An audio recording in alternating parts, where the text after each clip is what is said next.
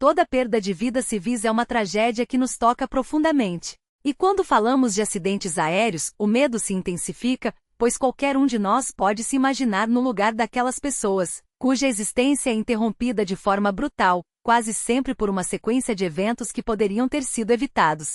Mas o que aconteceu neste caso não foi obra do acaso. Antes mesmo da queda, já existia uma cadeia de acontecimentos que, embora ainda não confirmada em sua totalidade, aponta para uma explicação clara e perturbadora. O avião foi abatido por um sistema de defesa antiaérea russo em território checheno. Agora, a grande questão é: o que exatamente ocorreu? Teriam sido drones ucranianos os responsáveis, ou há provas contundentes de que o ataque partiu de forças russas? Vamos analisar os fatos, as evidências e as possíveis consequências desse desastre. Afinal, não se trata apenas de mais uma tragédia em meio a uma guerra que a Rússia insiste em prolongar contra a Ucrânia. É o resultado direto de decisões tomadas por uma figura específica, Ramzan Kadyrov, líder da Chechênia, um homem obcecado pela própria segurança e que, ao que tudo indica, com suas ações irresponsáveis, desencadeou essa catástrofe. Se você ainda não conhece o canal Mykolaiv, não perca a oportunidade de acompanhar nossa análise detalhada sobre o que realmente aconteceu, quais são as versões mais plausíveis e como esse episódio pode impactar Kadyrov, a Rússia e até mesmo a segurança dos voos domésticos no país. E se quiser nos ajudar a levar essa discussão adiante, deixe seu like, comente e assine o canal. Seu apoio faz toda a diferença para que mais pessoas tenham acesso a informações como esta. Antes de prosseguirmos, porém, é fundamental expressar nossa solidariedade às famílias e entes queridos das vítimas, que encontrem força neste momento de dor. Também desejamos uma rápida recuperação aos feridos, que enfrentam as consequências físicas e emocionais dessa tragédia. Não gosto do termo acidente aéreo para descrever o que houve, porque ele sugere algo inevitável, uma fatalidade sem culpados. Mas aqui não houve acaso. Houve erro, negligência e, acima de tudo, responsabilidade. O que ocorreu foi um assassinato coletivo, um ato deliberado, ou pelo menos fruto de uma falha grave que ceifou dezenas de vidas. E infelizmente é pouco provável que alguém seja punido por isso. O que torna essa história ainda mais impressionante é a habilidade dos pilotos, que mesmo diante de uma situação desesperadora, com o avião praticamente incontrolável, conseguiram salvar dezenas de passageiros, arriscando suas próprias vidas. Um ato de heroísmo que mereceria ser retratado em filmes ou séries, tamanha a coragem demonstrada. Agora vamos aos fatos. O avião, o Embraer 190 da companhia Azeri Azerbaijan Airlines, realizava o voo J2-751 de Baku para Grozny quando caiu na manhã do dia 25 de janeiro, próximo à cidade de Aktau, no oeste do Cazaquistão. A bordo estavam 62 passageiros e 5 tripulantes. Segundo as autoridades cazaques, 38 pessoas morreram no impacto.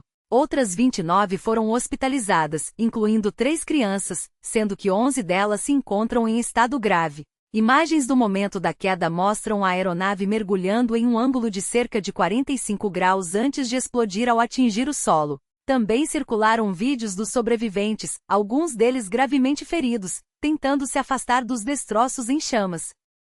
Quase imediatamente após a tragédia, uma figura central nessa história se pronunciou, Ramzan Kadyrov, líder da Chechênia. Em uma mensagem pública, ele expressou suas condolências às famílias das vítimas e desejou melhoras aos feridos. Curiosamente, porém, Kadyrov é justamente a pessoa que, segundo as evidências disponíveis, pode ter tido um papel decisivo nesse desastre. Fontes independentes como o canal Fighter Bomber divulgaram imagens dos destroços que reforçam a tese de que o avião foi atingido por uma bateria antiaérea. Nas fotos é possível ver perfurações na fuselagem e na cauda, compatíveis com o impacto de fragmentos de mísseis terra-ar. O próprio Fighter Bomber afirmou de forma irônica que enquanto as autoridades se perderem em discussões sem sentido sobre se os danos foram causados por uma bomba no compartimento de bagagens, a verdade logo virá à tona. Outros especialistas em aviação e defesa aérea também corroboram a versão de que o avião foi abatido por um sistema antiaéreo, possivelmente um Pantsir S-1, conhecido como Zekalina. Novos vídeos dos destroços mostram claramente os danos no lado esquerdo da aeronave, com perfurações que só poderiam ter sido causadas por projéteis de alta velocidade.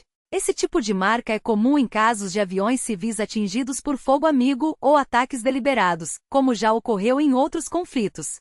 Sobreviventes relataram ter ouvido explosões antes da queda, e imagens do interior da cabine mostram sinais de despressurização, com buracos visíveis nos assentos, provavelmente causados por estilhaços. Testemunhas afirmaram que muitos feridos precisavam urgentemente de materiais de primeiros socorros, mas que não havia recursos suficientes no local. A conexão entre o abate do avião e a atividade militar na Chechênia fica ainda mais clara quando analisamos os eventos que antecederam a tragédia. Na manhã do dia 25 de janeiro, sistemas de defesa antiaérea russos na região estavam em alerta máximo devido a um ataque de drones ucranianos contra alvos militares chechenos. A informação foi confirmada por canais locais e depois reforçada por veículos de imprensa, que citaram fontes anônimas. As autoridades chegaram a anunciar um plano cover, um protocolo de emergência que suspende temporariamente os voos na área. No entanto, oficialmente nem o governo checheno nem Kadyrov reconheceram a ocorrência do ataque. Isso contrasta fortemente com o comportamento habitual de Kadyrov. Em outras ocasiões, quando drones ucranianos atingiram alvos na Chechênia, ele não perdeu tempo em fazer declarações bombásticas, exibir prisioneiros de guerra, ameaçar Kiev e até mesmo espalhar desinformação. Desta vez, porém, o silêncio foi ensurdecedor. Por quê? Porque admitir a presença de drones ucranianos na região seria reconhecer que um sistema de defesa russo, provavelmente sob seu comando, disparou contra uma aeronave civil por engano. Nem todos ao redor de Kadyrov, no entanto, tiveram a mesma descrição. Seu sobrinho, Kanza Kadyrov, que também ocupa um cargo importante no governo checheno, publicou em seu canal no Telegram, apesar de a plataforma ser proibida na Rússia, uma confirmação de que drones ucranianos haviam atacado a Chechênia naquela manhã. Ele chegou a compartilhar um vídeo do incidente, tudo isso antes mesmo que os detalhes da queda do avião fossem divulgados. Essa precipitação em admitir o ataque, quando o próprio Kadyrov optou pelo silêncio, levanta ainda mais suspeitas sobre o envolvimento das forças chechenas no abate da aeronave. O que fica claro é que essa tragédia não foi um simples acidente. Foi o resultado de uma combinação de fatores: a paranoia de um líder regional obcecado por segurança, a falta de coordenação entre as forças de defesa aérea e as autoridades civis, e a escalada de um conflito que já ceifou milhares de vidas inocentes.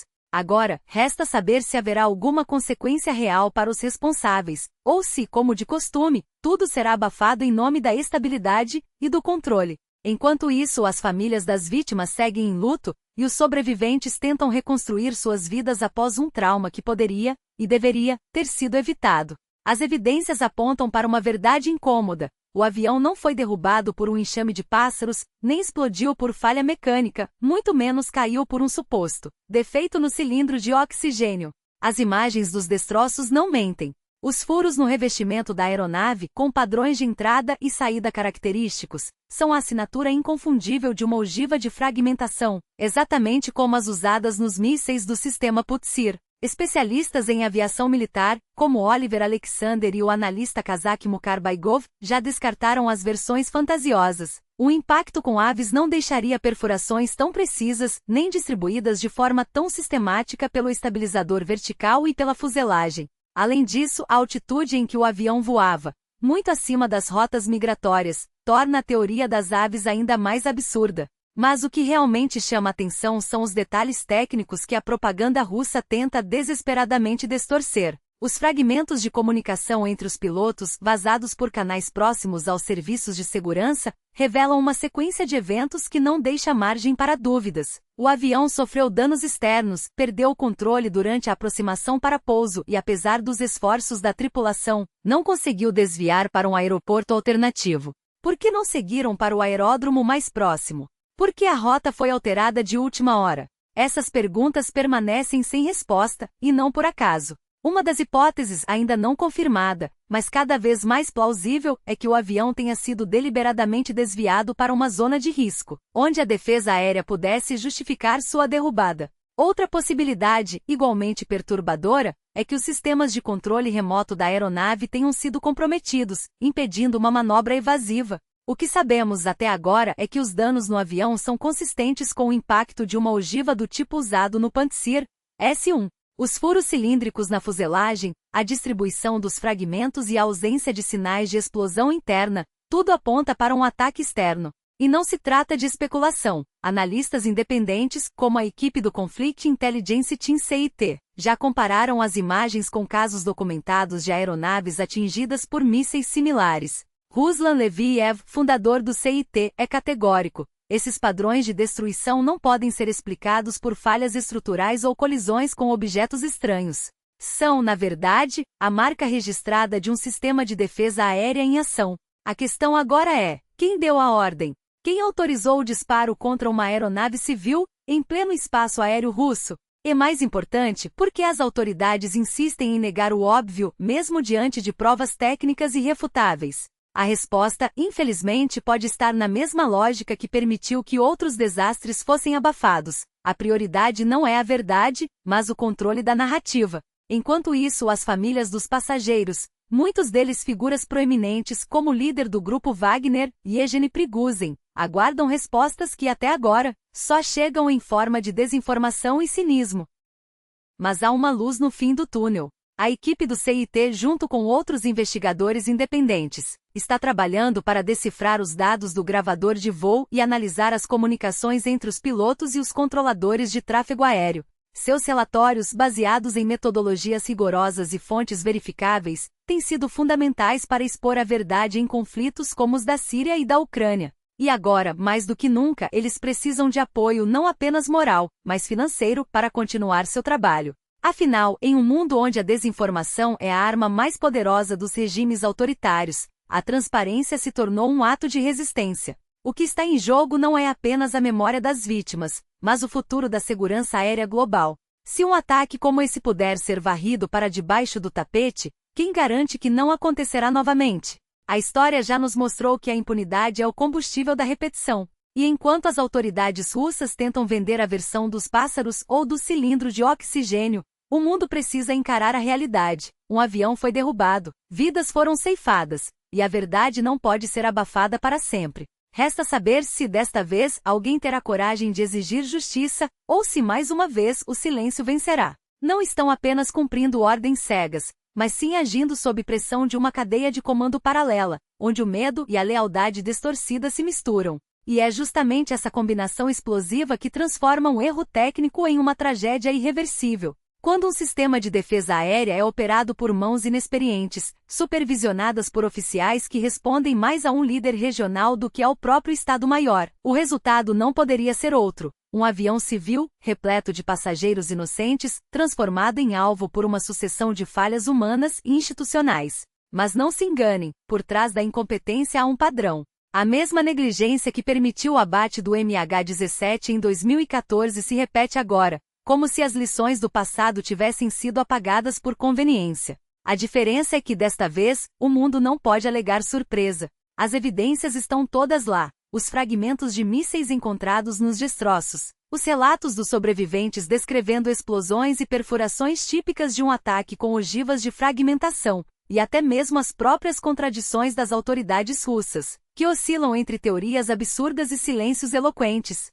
Se antes havia dúvidas sobre a origem do ataque, hoje resta apenas uma pergunta incômoda: até quando a impunidade será o preço pago pela geopolítica? E aqui reside o verdadeiro escândalo. Enquanto famílias choram seus mortos e a comunidade internacional se contenta com notas de repúdio, os responsáveis, sejam eles operadores de radar, oficiais corruptos ou líderes que incentivam a cultura da impunidade, seguem impunes, como se o sangue derramado fosse apenas mais um detalhe burocrático. A história nos ensina que crimes como esse não são esquecidos, são apenas adiados. E quando a conta finalmente chega, ela vem com juros, na forma de novas tragédias, novas mentiras e novas gerações condenadas a repetir os mesmos erros. O que nos resta então é escolher entre duas opções: ou aceitamos que a vida humana vale menos do que a conveniência política, ou exigimos que cada fragmento de verdade seja exposto à luz, por mais doloroso que seja. Porque no fim das contas não são apenas os destroços daquele avião que precisam ser recolhidos.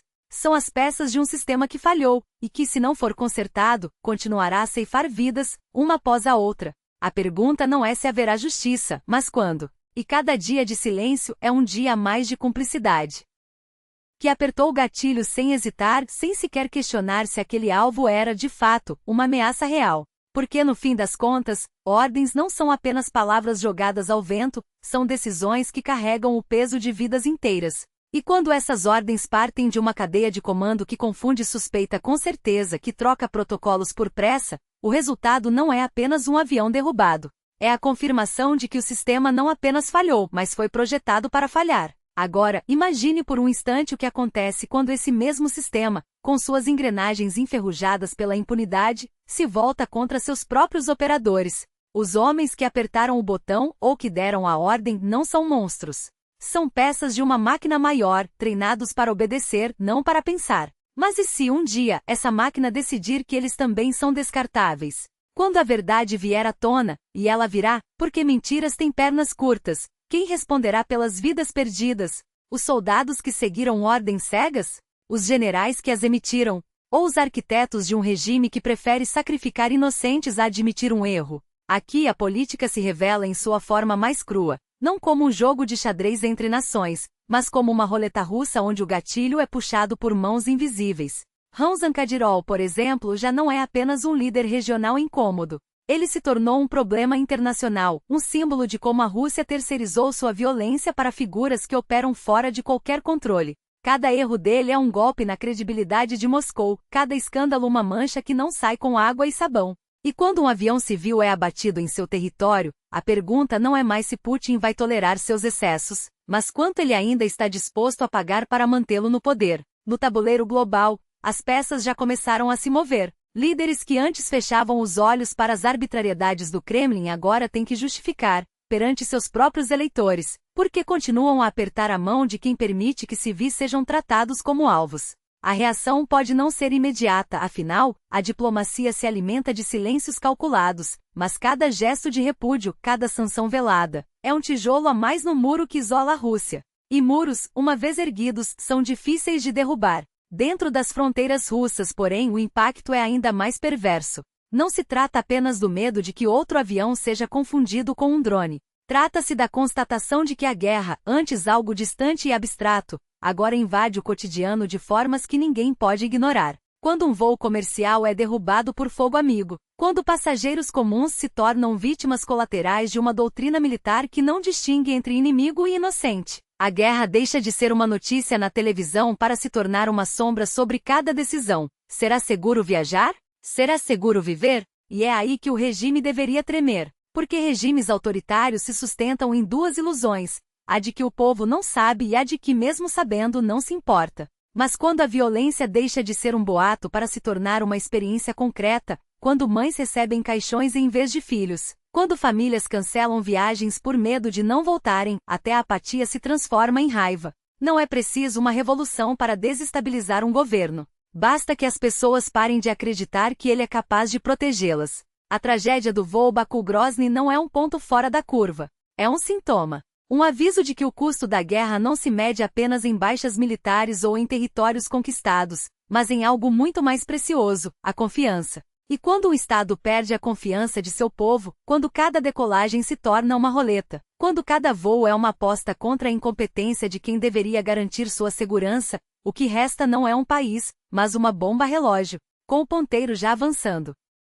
E o que dizer daqueles passageiros que, através da janela, testemunharam o clarão da explosão rasgando o céu ao lado da própria aeronave? Que viram em um instante a linha tênue entre a vida e a morte se desfazer em chamas? Não há versão alternativa que explique o que aconteceu naquele voo. Não há desculpa técnica, erro humano ou falha mecânica que justifique o que os fatos já revelaram. Os dados estão aí escancarados, e nenhuma narrativa oficial conseguirá apagar o que os olhos daqueles que sobreviveram, ou dos que não tiveram a mesma sorte, já registraram. O que falta então? Talvez um inquérito independente, talvez a decifração dos dados das caixas pretas, talvez a coragem de alguém, em algum lugar, assumir a responsabilidade pelo que aconteceu sobre aquele solo ensanguentado pela guerra. Mas uma coisa é certa: enquanto as investigações se arrastam e as versões oficiais se multiplicam, a verdade já está escrita no rastro de fumaça que se dissipou sobre o Cáucaso. E essa verdade é simples: aquele avião não caiu por acaso. Ele foi derrubado pela mesma lógica que alimenta a máquina de destruição que Vladimir Putin acionou contra a Ucrânia. Uma guerra de extermínio. Uma campanha calculada para apagar um povo, uma cultura, uma nação. E como toda guerra, ela não escolhe vítimas. não se limita às trincheiras, aos campos minados ou às cidades sitiadas. Ela se espalha, como um veneno, contaminando tudo ao redor. Os ucranianos pagam o preço mais alto, é verdade, mas não são os únicos. Cada míssil lançado, cada cidade bombardeada, cada ordem dada em nome de uma operação especial, reverbera além das fronteiras, atingindo inocentes que jamais escolheram estar no caminho daquela loucura. O voo Baku-Grozny não foi um acidente.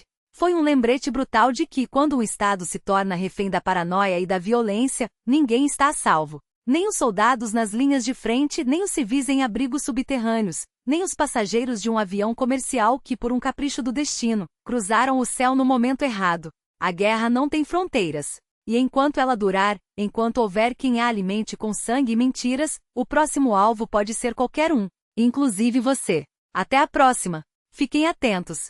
E não se esqueçam, a paz não é um luxo, é uma necessidade.